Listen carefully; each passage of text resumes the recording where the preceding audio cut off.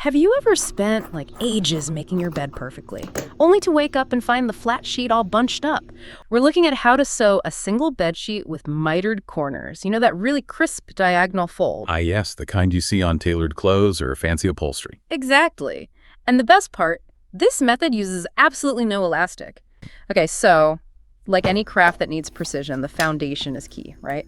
The very first, absolutely critical step here is getting those mattress measurements spot on. Our guide uses the standard single mattress as the example. It gives specific dimensions. Length is 61.5 inches, width is 36.5 inches, and the thickness, or depth, is 5.5 inches. Now, before grabbing the scissors, the guide suggests something quite clever. Draw the layout on paper first. Yeah, it's not just extra work, it helps you actually see the final shape before cutting expensive fabric. Right. You sketch a rectangle in the middle, that's the mattress top, 61.5 by 36.5 inches. Then off each side of that rectangle, you draw out the bits for the mattress thickness, the 5.5 inches, plus those crucial 2 inches for the tuck. Mm-hmm. And then finally, you mark that 1-inch seam allowance all the way around the outside edge. The guide calls this sketch your cutting guide. Okay, let's get to the math part. Bringing all these numbers together to figure out the actual cutting size. This is where those measurements and allowances all merge. The guide gives us really clear steps, which is helpful. First, we need our adjusted dimensions. So original thickness was 5.5 inches. We have the 2 inches for tuck. That gives us an adjusted thickness of 7.5 inches. Right. Simple enough. Then length. Original was 61.5 inches. Add the 1-inch seam allowance. Our adjusted length is 62.5 inches. And width. Original 36.5 inches plus the 1-inch seam allowance.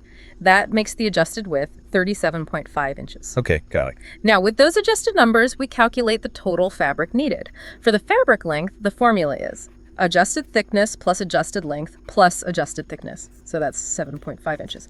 Plus 62.5 inches.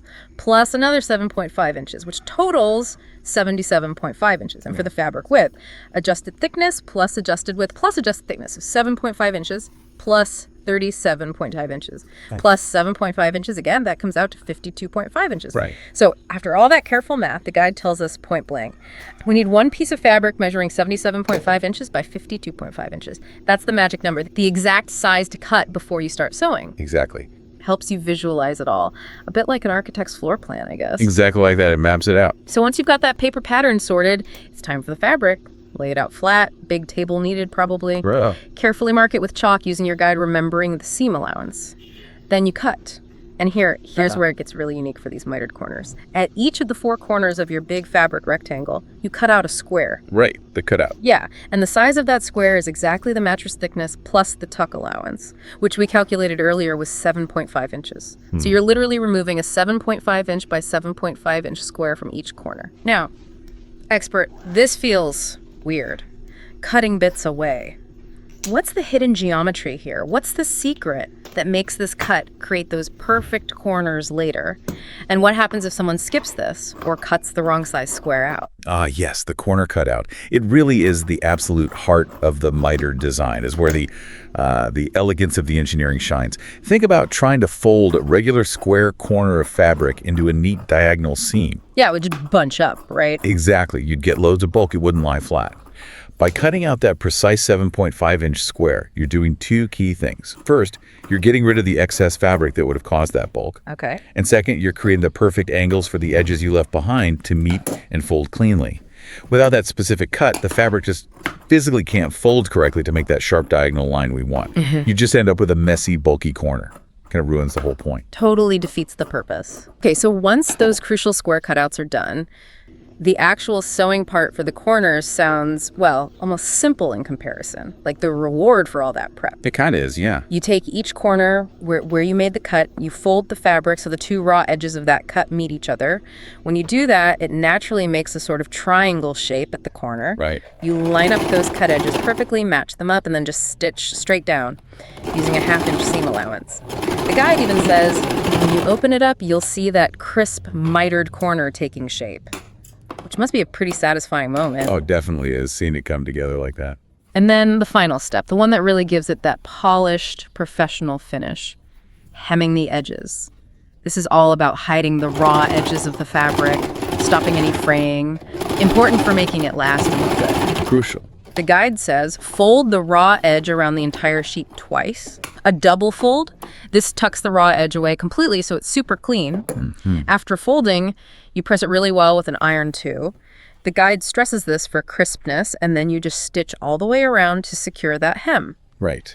Now, are there other ways to hem, or is this double fold pretty much the best practice for something like a sheet that gets washed a lot? The double fold hem, exactly as the guide describes, is absolutely the gold standard for bed linens. Anything that gets heavy use and frequent washing, really. Okay. I mean, sure, there are other techniques. A simple single fold, maybe using bias tape. Yeah. But the double fold, it just offers much better durability and a cleaner look. By enclosing that raw edge completely, you basically eliminate fraying, which means the sheet lasts way longer. And pressing, like you said, is so important. It sets the folds, makes it easier to stitch straight, gives that really professional line. It really highlights how, once the careful measuring and cutting is done, the actual sewing can be quite straightforward. Yeah.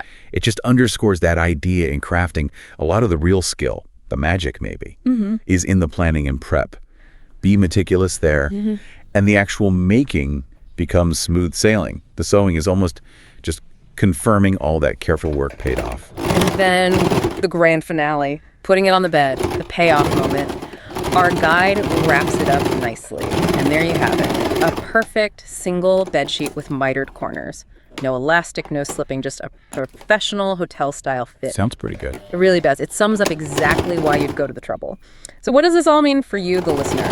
Well, it means getting a bedsheet that actually fits properly every single time. No more annoying slipping or bunching up in the night. Imagine how much less frustrating mornings could be. And you ditch the fiddly elastic, which, let's face it, can stretch out, lose its grip, get twisted in the wash. It's a known annoyance. Definitely. Instead, you get this really polished, tailored look. It genuinely makes your bed feel more luxurious, more inviting, like those amazing hotel beds. Honestly, a sheet that stays put, it can make a surprising difference to how well you sleep. It's really about taking a bit of control over your comfort at home, creating something that's both beautiful and super functional, maybe even with your own hands. This whole deep dive, it really shows how just a bit of careful measuring and one clever technique like these mitered corners can turn something totally ordinary, like a bed sheet, into a custom, really high-quality item. It feels like a genuine shortcut to a more elegant bedroom, doesn't it? Taking something mundane and making it special, tailored just for you. Absolutely. And if we just, zoom out for a second, this whole process, it's not just about sewing a sheet. It kind of nudges us to think a bit more critically about the design of everyday things all around us. How many things could actually be made much better with a more custom, thoughtful approach, like this sheet? What other little frustrations around the house could maybe be solved with a bit of design thinking?